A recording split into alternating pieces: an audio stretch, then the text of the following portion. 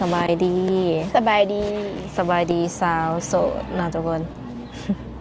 หลังจากที่ว่าไม่ได้ขับมาหาน้องเพื่อนนี่ก็โดนแห้งแล้วเนาะอะโดยอืมขออนุญาตถามปัจจุบันน้องหล่ะเฮ็ดหยังอยู่เฮ็ดเวียกเพื่อนเวียกซ่านแล้วก็เบิ่งป้าอืมยังบ่ได้ไปเฮ็ดเวียกเฮ็ดงานทางไหนบ่บ่ได้ไปเพราะว่าถ้าไปก็บ่มีคนเบิ่งป้าหั้นนะอืมระยะที่หายไปก็คืออยู่เพื่อนนี้เนาะแม่นคือบ่เห็นแบบว่าน้องหล่ะออกมาถ่ายทแบบช่วงนี้บ่ว่างนะ ำอืมช่วงนี้นี่พ่อว่างบ่ ว่างอยู่อ่ะอืม แต่ก็บ่ได้คุมมือหั้นนะ โดยมีไปแบบว่าหับเจาะหับจอบอยู่บ่บ่ได้ไปอืมเพราะว่าเบิ่งป้าอยู่เพื่อนเพิ่นบ่เห็นหุ่งหั้นนะเออขออนุญาตถามใหม่เนาะน้องละแนะนำตัวแน่ชื่อจังไดซื้อไข่หมกโดยตอนนี้อายุจักปีแล้ว19โดย คือผ่านมาน้องละเคยแต่งงานบ่บ่เคยผู้บ่าวผู้แพ้วนี่เลยสักเคยมีบ่ก็บ่มีแบบบ่เคยมีเลยโดยอืมอืมแต่ในเนาะ FC หลายคนก็สิแปลกเพราะว่าทั้งน้องเพิ่นเองก็เป็นจบผู้งามและก็การเปิดใจในครั้งนั้นนี่มีแบบว่าคนเข้ามาอยู่บ่น้องละ มีอยู่ หลายบ่ บ่หลาย โดยเป็นอะไรซะแต่ละคนที่เข้ามาก็แบบว่าเวลาน้องเสร็จไปแล้วเพิ่นบ่มักอ่านเสร็จแล้วเพิ่นบ่ตอบนะเพิ่นหายไปเลย อืมน้องเลยออกมาเปิดใจใหม่เพิ่นบ่ค่อยมักตอบแชทน้องติแม่นแล้วก็บ่ได้เสร็จน้ำน้องหายไปเลย อืมตอนนี้บ่มีจักคนเลยบ่ แม่น โดยน้องหลารู้สึกแนวใดซะแบบเพิ่นอยากไปก็ไปจังซี่นะ ก็น้องก็บ่ได้ว่าหยังหันนะที่ได้ว่าแบบว่าออกมาเปิดใจใหม่หยังหันนะอืมเพิ่นบ่โอเคก็บ่เป็นหยังว่าซั่นซะโดยอืมเปิดใจรอบนี้นี่น้องหลามีสเปคอยู่บ่มักผู้ชายแบบใดแบบใดก็ได้เบิดน้องบ่ติ อ๋อแท้นี่ โดยอืมอายุเด้น้องหลา อายุบ่จำกัดสูงสุดนี่จักปีเอาตามตรงเลย50-60ปลายก็ได้60กว่าๆนี่ยังได้บ่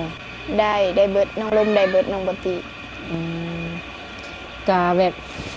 เรื่องรูปร่างหน้าตาน้องหล่ะเองก็บ่ได้โฟกัสติบ่โฟกัสถึงเพิ่นสิหล่อหรือว่าบ่หล่อก็รับได้เบิดได้พอแต่ว่าเพิ่นจริงใจนำเฮาอืมลักๆนี่น้องหล่ะมักคนนิสัยเป็นประมาณใดแบบบ่มักแบบว่าเที่ยวกลางคืนบ่มักแบบว่าวนกับผู้หญิงอีหยังหันนะแบบว่ากินเหล้ากินเบียร์ก็กินได้อยู่แต่ว่าบ่อยากให้กินหลายหันนะอืมคือแบบว่าให้อยู่ในความพอดีโดยอืมคนที่เข้ามานี่แบบเพิ่นต้องเฮ็ดอีหยังน้องจังสิรู้สึกว่าแม่นสำหรับน้องจังสิรู้สึกว่าโอ๊ยคนนี้เข้ามาแล้วรู้สึกประทับใจในตัวเพิ่นสินะแบบว่าน้องอยากให้เพิ่นดูแลน้องได้กับป้าน้องนี่นะเพราะว่าทางครอบครัวน้องก็ยากจนแบบนี้นะอยากให้เพิ่นดูแลแบบป้าน้องเพิ่นแบบมักเป็นบอกเป็นวินอีหยังหันนะแต่ก็มีอย่างตาเพิ่นบ่เห็นหงดูปัจจุบันนี่น้องหล่ะอาศัยอยู่กับไผอยู่กับป้า2คนพ่อแม่เจ้าได้ชวนขึ้นมาพ่อแม่แยกทางกันแต่ยังน้อยโดยเพิ่นก็ได้ส่งเงินส่งหยังมาให้น้องอีกบ่แต่ละเดือนบ่ได้ส่งคือป้านี่เพิ่นก็บ่ได้มีสามีบ่มีน้องก็อยู่กับป้าแบบ2คนผู้หญิงแบบมีแต่ผู้หญิงเลยโดยจักปีแล้วป้าจ้ะ40ปลายปีแต่เพิ่นก็บ่เห็นหงแล้วแม่นบ่โดยแบบ แบบบ่ได้เกิดแบบอุบัติเหตุอหย่างบ่เพียงแต่แบบ แบบว่าเพิ่นจูดขี้เหงื่อหั้นนะสมัยเพิ่นตะกี้นั่นแหละก็แบบว่ากล่องซีเล็บแบบมันระเบิดหั้นนะมันแตกใส่ตาเพิ่นแล้วก็อีกครั้งหนึ่งนะไปทอนแขวแล้วมันถึงเส้นประสาทเลยบ่เห็นหุง อืมถอนเข็มนี่ก็สำคัญเนาะ โดย ทุกคนเลยคือพอแม่แยกทางกันแต่น้องอายุเท่าไหร่ ยังบ่ฮู้จักความ แต่แม่บอกคุณนะเบิ่งนี่เนาะ โดย คือพ่อกับแม่น้องหลักก็เคยเห็นหน้าเพิ่นอยู่บ่ บ่เคย อืมสรุปแล้วก็คืออันป้านี่เป็นทั้งแม่เป็นทั้งป้านะเนาะ โดย เลี้ยงจะมาแต่น้อยพุ่นบ่ แม่น อ๋อเห็นได้ซะแบบเงินคำกำแก้วนี่ใส่ใจายในแต่ละมื้อแต่ละวันนี่ได้ซั่นเนาะ กะลูกป้ามึงเถื่อกับเพิ่นโอนให้พอได้อยู่ได้ใช้นะ อืมคือน้องเองสมมติว่าใส่เงินเนาะเดือนหนึ่งนี่น้องละมีค่าใช้จ่ายประมาณเท่าไหร่เดือนหนึง กะแบบมันบอกแต่ละเดือนกับมึงเถื่อกับเพิ่นเก็บคนเสียเนี่ยอิหยังหั้นนะซื้อข้าวซื้อของกินอิหยังนี่หั้นนะมาไว้ อืมหลายบ่เดือนหนึ่ง กะบ่หลายบ่ค่อยหลายปานใดเพราะว่าอยู่2 คนหั้นนะ อืมฮอดบ่ฮอดบ่4-5 ล้านเดือนหนึ่ง บ่ฮอด ประมาณจักล้านคิดว่า เดือนใดแบบว่าเสียนั่นเสียนี่นี่จัดอยู่ใน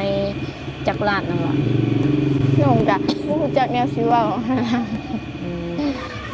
ตัวน้องเองได้สามมื้อหนึงนี่ใส่เงินประมาณจักพัน ตัวน้องเองน้องบ่ค่อยซื้ออยากซื้อกินมีแต่แบบว่าซื้อของเขาเฮือนครัวแบบนี้หั้นนะ อืมคือบ่ค่อยได้ซื้อนั่นซื้อนี่กิน โดย จบเจ็บนี่แล้ว แม่น อันแบบกินข้าวบะเดียว โดย เรื่องแบบเฮ็ดอยู่ครัวกินนี่ไผเป็นคนเฮ็ดอันนี้ น้อง เจ้าเลยเนาะ โดย ข้าวน้ำซ้ำปลาได้เฮ็ดบ่แต่ละปี บ่ได้เฮ็ดเพราะว่าบ่มีนา อ๋อเอาตรงๆแบบครอบครัวน้องนี่จัดอยู่ในแบบระดับใด พอได้อยู่พอได้กินหั้นนะ ปานกลาง โดย อืมข้าวนี่ซื้อกินเนาะแต่ละปี แม่น เดือนหนึ่งนี่เบิดประมาณจักสอบน้องละ เถื่อกับ2-3 สอบ เจ้ากับป้านะ โดย อืมสอบหนึ่งเท่าไรเดือนนี่ น้องก็บ่ฮู้เด้เพราะว่าป้าน้องเป็นคนจ่ายหั้นนะ อืมซื้อแต่ละเทือซื้อเป็นกระสอบเลยบ่หรือว่าซื้อเป็นกิโลแบบดามโลดามใดมา ซื้อเป็นกระสอบ อืมก็อยู่กับป้าตามลำพังว่าซั่นๆเนาะเพราะว่า ถ้าพ่อเฒ่าแม่เพิ่นก็ไปจากน้องเพิ่นตั้งแต่เพิ่นยังบ่ทันฮู้จักความอืมแต่มื้อนี้นี่เปิดใจแบบใดน้องอะเปิดใจหาคนคุยซื่อๆบ่หรือว่าน้องพร้อมสร้างครอบครัวแล้ว พร้อมสร้างครอบครัวแต่ก็แบบน้องก็อยากแบบลองคุยกับเพิ่นก่อนหั้นนะน้องก็ยังบ่มั่นใจ อืมคิดว่าจะใส่เวลาคุยกับเพิ่นประมาณจักเดือน 3-4 เดือน เอ่อขั้นต่ำเนาะ แม่น้องก็อยากคุยแบบว่าให้มันมั่นใจหั้นนะ อืม ถ้าสมมุติว่าเพิ่นเข้ามาเฮ็ดเฮาปึ๊บอยากได้เฮาปั๊บนี่เด้จ้ะ ก็ต้องคุยกันไปเบิ่งก่อนแบบอยากหูใจหั้นนะ อ๋อแบบยังเอาบ่ได้นะเนาะความหมาย โดย คือผู้บ่าวนี่อยากได้อยู่แต่ว่าน้องเพิ่นนี่บ่สามารถที่จะเอาได้ต้องได้เบิ่งนิสัยใจคอกันประมาณ3 เดือนนี่ฮู้บ่ โดย อ๋อ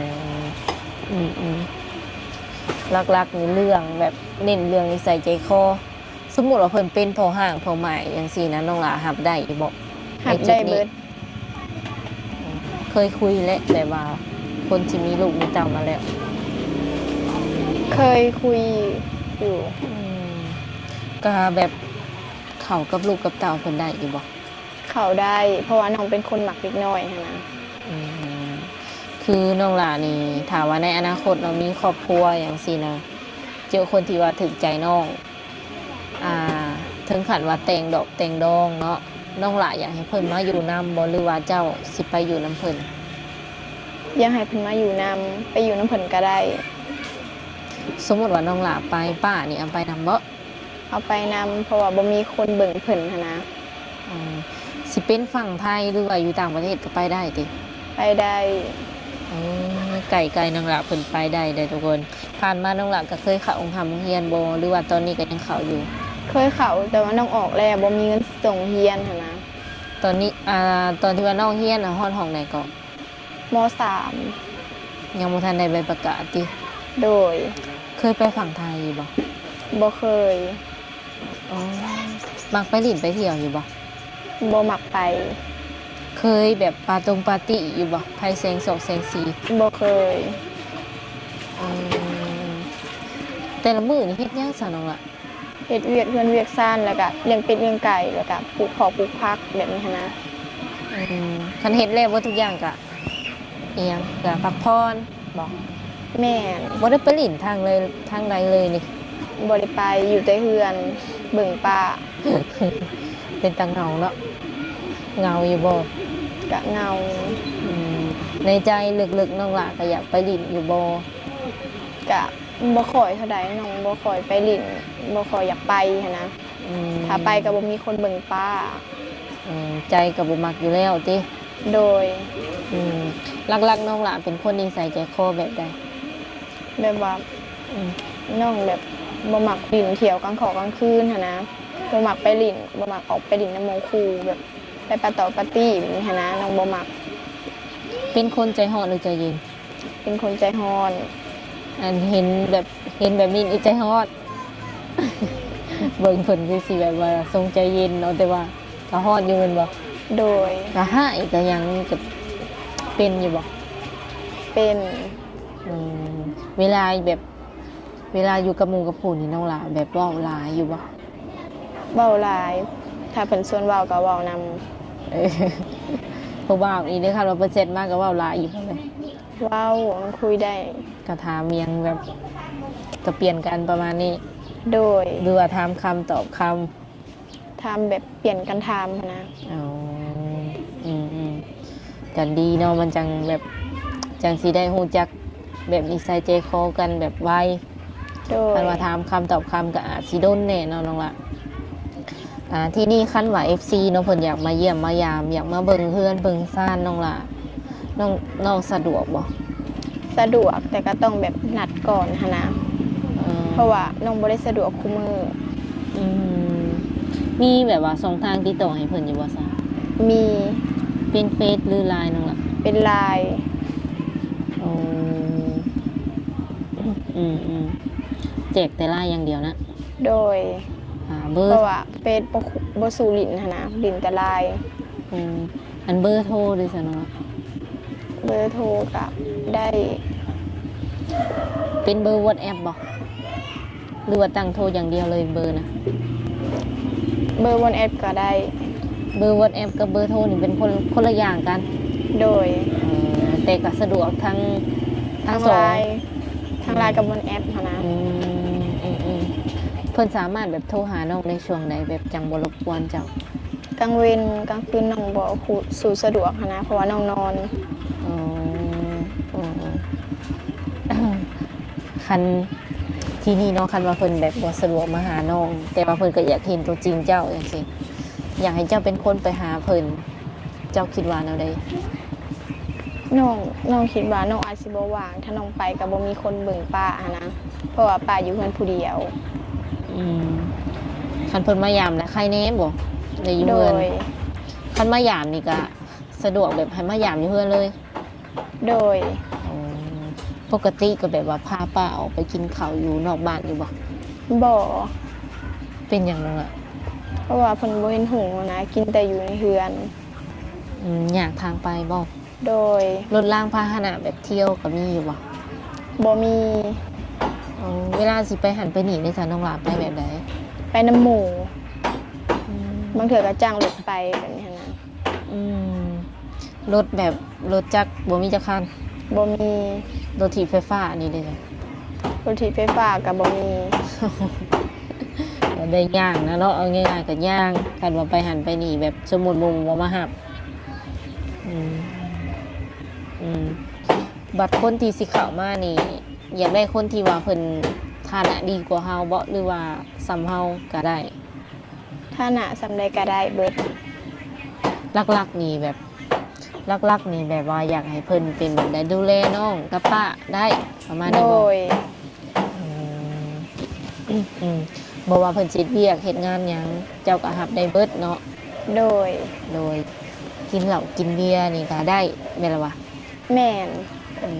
คันผู้ชายแบบว่าเพิ่นที่เพิ่นมีหนวดมีหยังจังซี่รับได้อยู่บ่ หับได้เบิด อ๋อว่าอะไรก็แบบได้ก็ได้อยู่เนาะ โดย อันนี้เว้าอีหลีตินี่ แม่นเราจากใจเลย โดย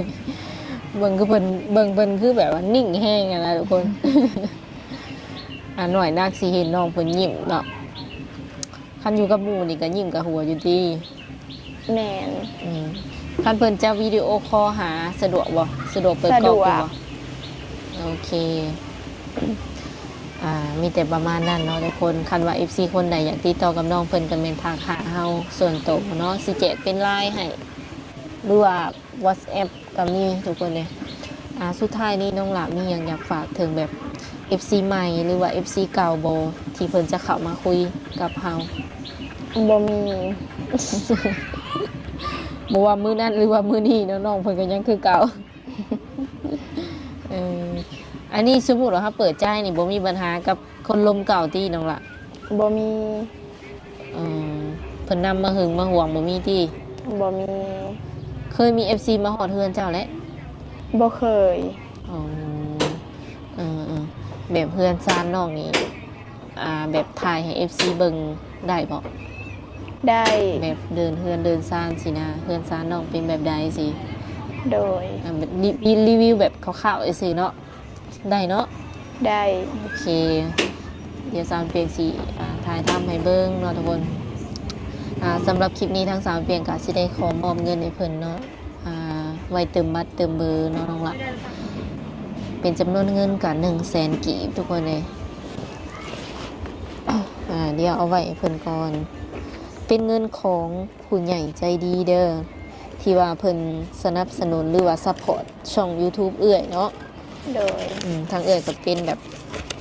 สะพานเพิ่น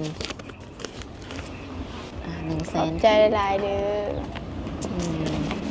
ขอให้อายห่างกายแข็งแรงสุขภาพเข้มแข็งอยู่ดีมีแรงอยู่น้ำลูกน้ำหลานดนๆนะขอให้เป็นห่มโพห่มไส้ให้ลูกให้หลาน โดยสำหรับคลิปนี้ทางสาวบุญเปียงกับน้องไข่มุกบอก โดย ที่ได้ขอตัวโจไว้ก่อนเนาะโดยสบายดี สบายดี